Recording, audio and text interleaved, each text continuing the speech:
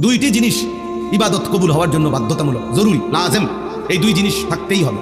এক নাম্বার হলো আমলটি কোরআন সুন্নাহর আলোকে বিশুদ্ধ হওয়া।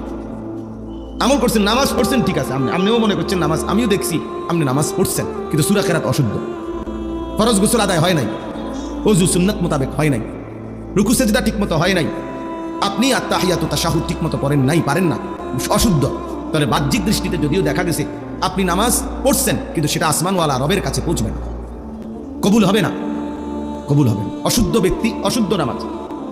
নবী সাল্লাল্লাহু আলাইহি সাল্লামের হাদিস আছে, তিলকা সালাতুল মুনাফিক, তিনবার বলছে নবীজি, তিলকা সালাতুল মুনাফিক, তিলকা সালাতুল মুনাফিক। ওই নামাজ মুনাফিকের নামাজ, ওই নামাজ মুনাফিকের নামাজ, ওই নামাজ মুনাফিকের নামাজ।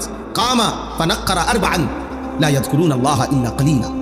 যে ব্যক্তি দাঁড়াইলো আর 4 রাকাত নামাজ পড়লো, কেমন দাঁড়াইলো আর 4টা ঠোকর মারলো, ভালোভাবে আল্লাহর জিকিরগুলো, নামাজের তাসবিহাতগুলো আদায় করলো না, আল্লাহ রাসূল বলছে, কসম, হাদিস এটা, যে নবীজি বলছে এটা মুনাফিকের নামাজ, মুনাফিকের নামাজ, মুনাফিকের নামাজ।